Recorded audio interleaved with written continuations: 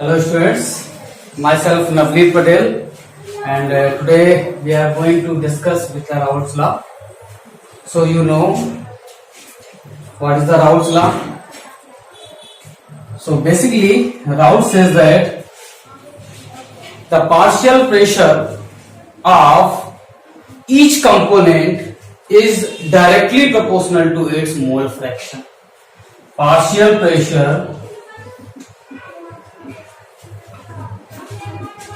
of each component is directly proportional to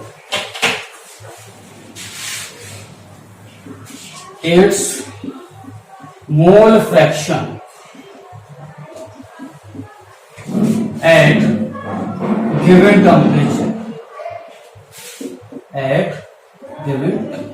So basically point is that means partial pressure and its mole fraction.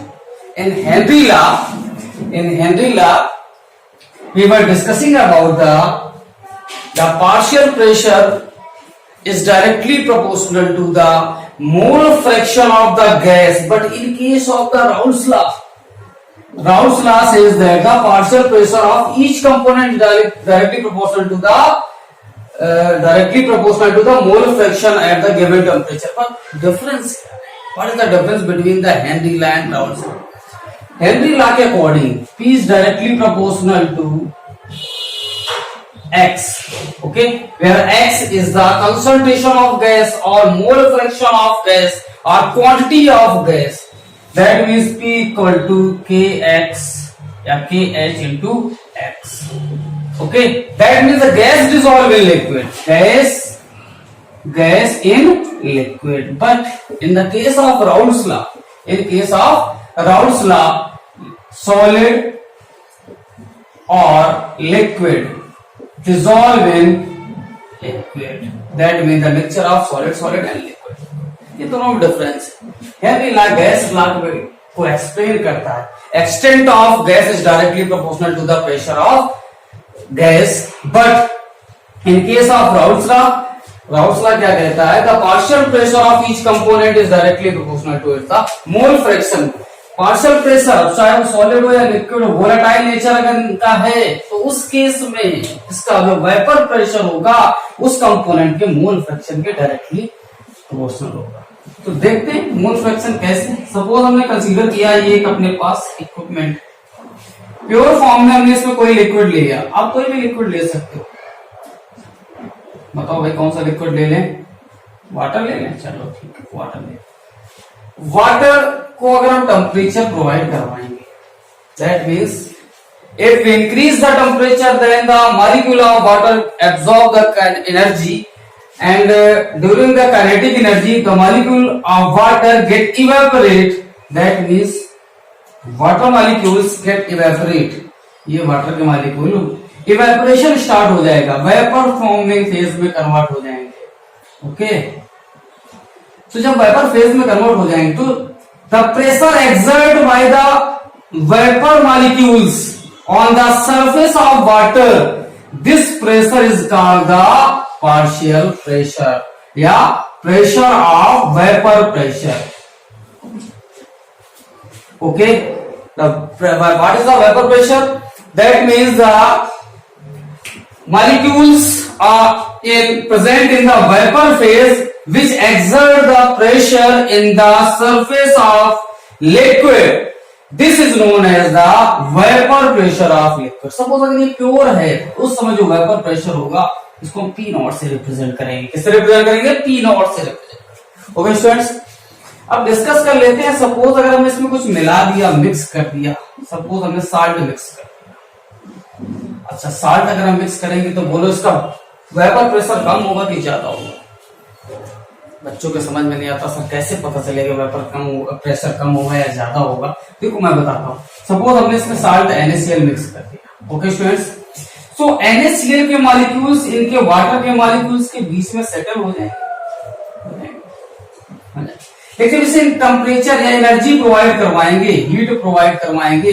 So heat जब provide करवाएंगे तो heat का distribution यहाँ दो जगह हो जाएगा, एक तो वाटर के मॉलिक्यूल्स में होगा प्लस साल्ट के मॉलिक्यूल्स। जो हीट पहले सिर्फ वाटर मॉलिक्यूल को मिल रही थी वो साल्ट के मॉलिक्यूल्स को भी मिलेगी, यानी कि हीट डिस्ट्रीब्यूशन होगा। अगर हीट डिस्ट्रीब्यूशन होगा तो समझ जाओ क्या होगा, ये प्रेशर जो वाटर के बन रहे थे वेपर फेज में ये कम बनेंगे। अगर वाटर फेज में वेपर्स कम बनेगी तो वेपर्स कम बनेंगे तो प्रेशर भी क्या हो जाएगा, कम हो जाएगा। इस केस में इसका प्रेशर हम कंसीडर करते हैं P।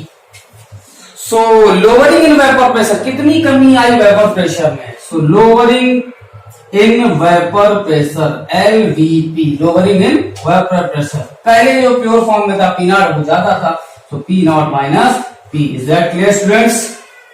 ना अब रिलेटिव वैल्यू निकालनी है तो relative lowering in vapour pressure क्या आएगा, P0 minus P upon initial value से डिवाइड कर देंगे P0 से।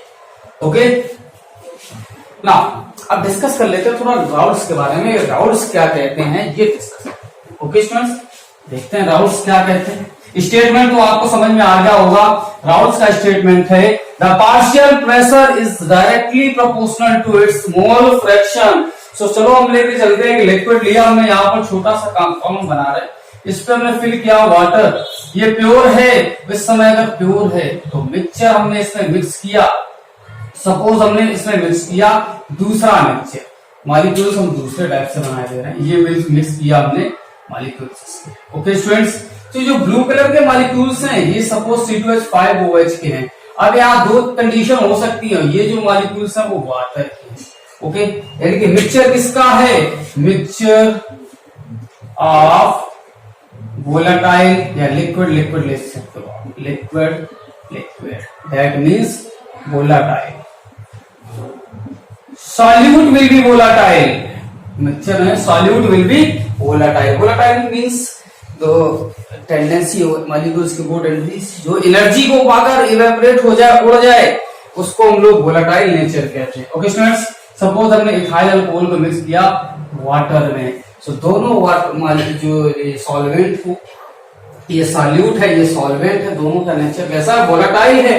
अगर नेचर वोलेटाइल है तो सपोज हमने इसको कंसीडर कर लिया B, यहां से देखना, यहां कंसीडर किया A। ओके स्टूडेंट्स, ये A है ये B है, सो देखो इधर अगर A है, राउल्स क्या कहता है, partial pressure of each component is directly proportional to its mole fraction. तो इसका पार्शियल प्रेशर हमने कंसीडर किया PA, इसका पार्शियल प्रेशर कितना कंसीडर किया PB, इसका मोल फ्रैक्शन कंसीडर किया XA, इसका मोल फ्रैक्शन XB।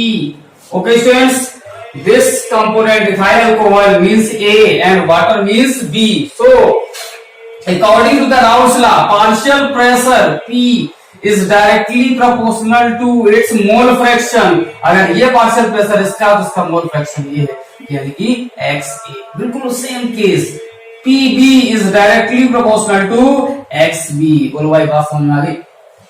चलो अगर इतना समझ में आ गया हो तो आगे बात कर ले। अच्छा ये बताओ टोटल प्रेशर कितना होगा, लिक्विड में एक का PA है एक का PB है, तो बोलो टोटल कितना होगा, total means PA plus PB। सो टोटल प्रेशर कितना होगा, यहाँ लिख रहे हैं हम PA प्लस PB बराबर कंसीडर कर लो कितना हो गया P।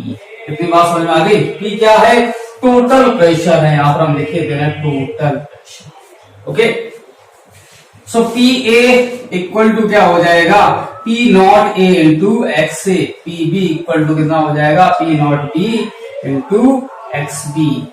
ओके, अब P0 A and P0 B, you know very well P0 A हमने अभी थोड़ी देर पहले डिस्कस किया था कि P0 A क्या है, P0 B। P0 A pure form में, इसी लिक्विड का प्योर फॉर्म में वेपर प्रेशर, PB ये वाटर का प्योर फॉर्म में वेपर प्रेशर, ये कैसा है, प्योर फॉर्म में। और यहाँ का जो प्रेशर होगा P0 A, ये भी किस फॉर्म में होगा, प्योर, जब दोनों अलग अलग थे ग्रुप मिक्स करने के पहले। Okay, so total pressure value put कर दो दोनों की, PA प्लस PB बराबर P। ओके, सो पुट कर दो वैल्यू यहाँ पर PA प्लस PB, तो P equal to PA means P0 A into XA plus P0 B into XB। इतना समझ में आ गया होगा। अब आप समझते हो mole fraction, you know very well what is a mole fraction. Mole fraction किसी भी लिक्विड का हो कोई भी मिक्सचर हो हमेशा मोल फ्रैक्शन 1 होता है, सारे कंपोनेंट का अगर मोल फ्रैक्शन ऐड करने 1 होता है। इसमें कितने कंपोनेंट है? 2 ही तो है, ये है ये। दोनों का मोल फ्रैक्शन जोड़ दो, एक का मोल फ्रैक्शन ए कंसीडर किया, एक का मोल फ्रैक्शन बी कंसीडर किया, टोटल कितना आया? 1।